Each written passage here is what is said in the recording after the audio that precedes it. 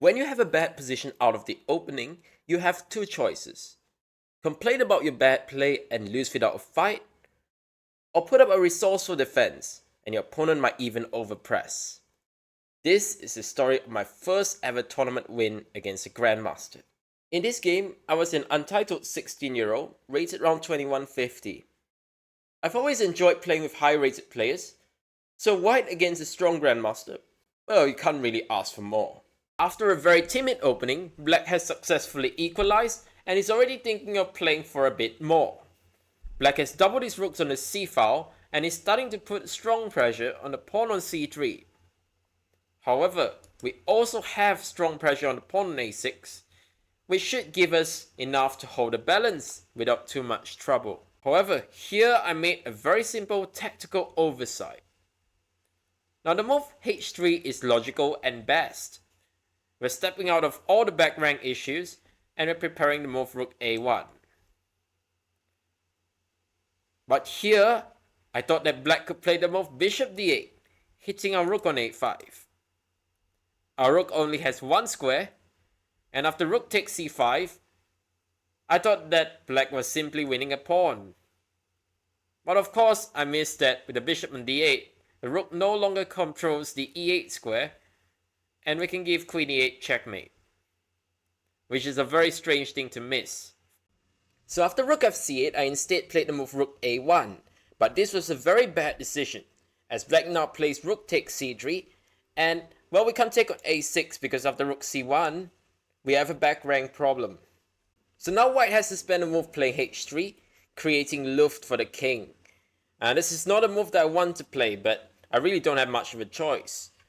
So black gives a check on c1, I took, and after king h2, black's in time to bring his rook back to c6, defending the pawn on a6. Here I realized this was the last moment for me to create any sort of counterplay. Because another thing that I realized was that black could play a move like queen b7.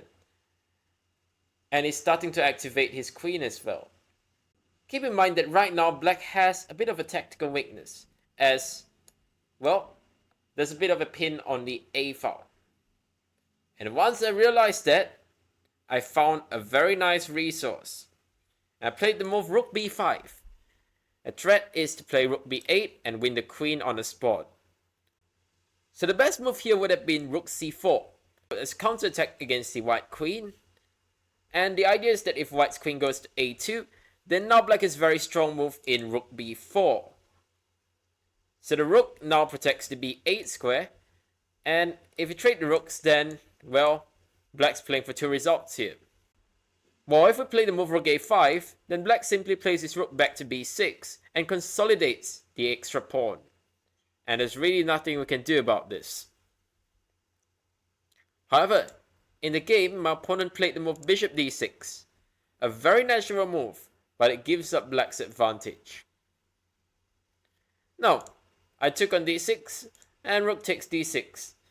And it seems like black's still doing okay, and it's going to consolidate his pawn after all. But my opponent had missed my next move. Rook b7. This move is based on a very simple tactical idea. That's if the queen takes b7, now queen e8 is back rank mate. So, what I've got is a rook on the 7th rank for free. Plus, we have a threat of queen b4, which would renew the threat of rook b8 check. So black plays g6, making luft for his own king. Now queen b4, threatening rook b8 check, so black must make a decision. Now in the game I was expecting the move rook d8. So a move like queen e7 doesn't really change much because of rook f8. So my idea was instead to play the move queen b6. And the move rook a7 is unstoppable, after which the endgame is dead draw. But my opponent was not in the mood to make a draw in this game. After all, he was the favorite by more than 250 rating points. And so after move queen b4, he played a very interesting move, king g7. So his idea is of course that if I take the rook, this would be really bad as black can now take our rook. So of course I went for the move rook f7. And the idea is that we're going to get a pawn for it after this simple exchange. Furthermore, the black king is slightly exposed and will probably run into some sort of perpetual check, which would have probably been the logical way for the game to end. Black played the move queen a7, stopping any checks on d7 or c7, but there is still a check on f4. And after king e7, now another check on h4, and the king goes to e8. Now queen f6, hitting the pawn on e6 and threatening the move queen h8. So black has to play queen e7, now I give a check, and after king d7, queen a8, hitting the pawn on a6. Black doesn't have much options, he has to play queen d6 check, otherwise he can't defend the pawn on a6. And now we simply play g3. Black puts his queen on b6 and is preparing to advance his pawn to a5. Right, now plays queen g8, attacking the pawn on h7.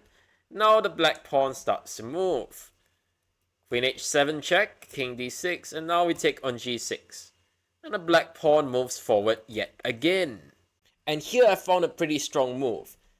Queen e8, hitting the pawn on a4 and threatening to take it. And the idea is that if black plays the pawn to a3, then queen f8 is winning the pawn right away. So it seems like black's suddenly in some trouble. But actually black can still force a draw with quite a simple move. And that's the move queen b2.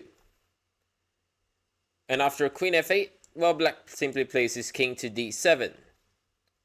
And the pawn is going to start advancing. Queen on b2 is perfect to support the advance of the a pawn. So white should probably play the move queen a4, which is what I wanted to play, and after queen f2, well, we have a very typical perpetual check. But as you'll see, my opponent was in a very aggressive mood, and I doubt that he even considered this move for a second. After queen e8, he played the move queen a7, so he's preparing to support the pawn from the side. So I gave a check on f8. Now black put his king on c6. And here actually the move queen a3 is winning without too much trouble. As after king d7, now our h pawn starts to have its say. Keep in mind that we are actually 2 pawns up in this position. So even if black manages to trade our h pawn for his a pawn, he's going to be in very bad shape. But as previously mentioned, I wasn't even thinking of playing for a win in this game. And I think this is one thing that happens to a lot of less experienced players, and that's why Grandmasters can get away with so much more than most other players. Because a lot of times when players play with Grandmasters, they are afraid and they give them respect. And when that happens, it's easy to miss winning ideas because your brain isn't thinking that you can win. So a lot of times Grandmasters can take excessive risk and not get punished for it, because their opponents don't believe that they can win.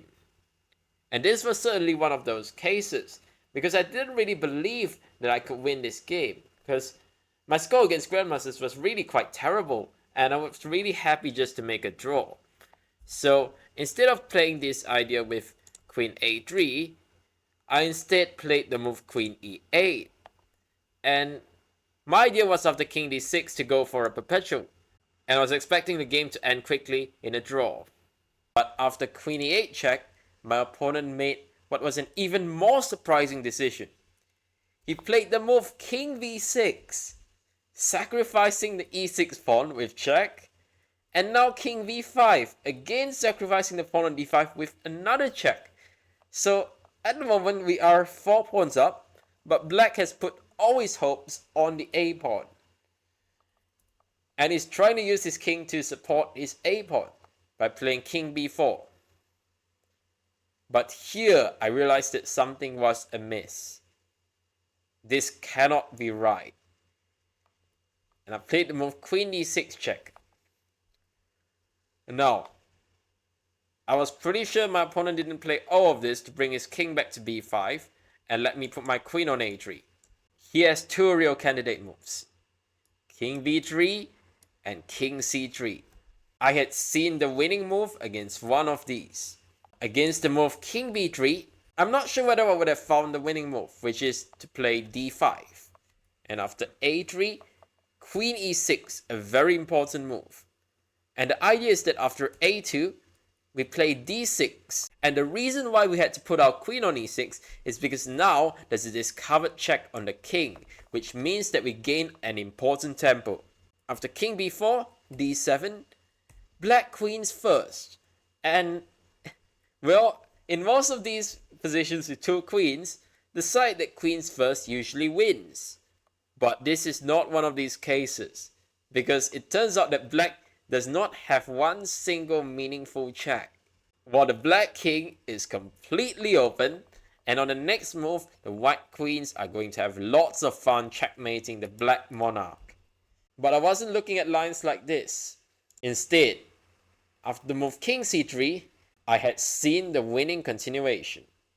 And when my opponent played this move, I could not contain my excitement. As you can see in the video, I'm almost reaching out to play the move instantly, before coming to my senses, realizing that I have more than 5 minutes and spending about a minute or so to double check that I wasn't missing something very simple. Which I was not. And after having convinced myself that the move was indeed winning, I now played queen c5 check, and my opponent immediately resigned. The point is that after queen takes c5, d takes c5, the black king cannot stop the white pawn, so his only option is to push his a pawn. But both sides were now queen at the same time, and white's going to be 4 pawns up with a very easy win. This win is not one that I'm very proud of, but it was a key win in terms of giving me the required confidence when playing with other Grandmasters. I hope you enjoyed this video today, and if you'd like to see more of this, then please like and subscribe. It means a lot to me. Thanks for watching, and I'll see you in the next video.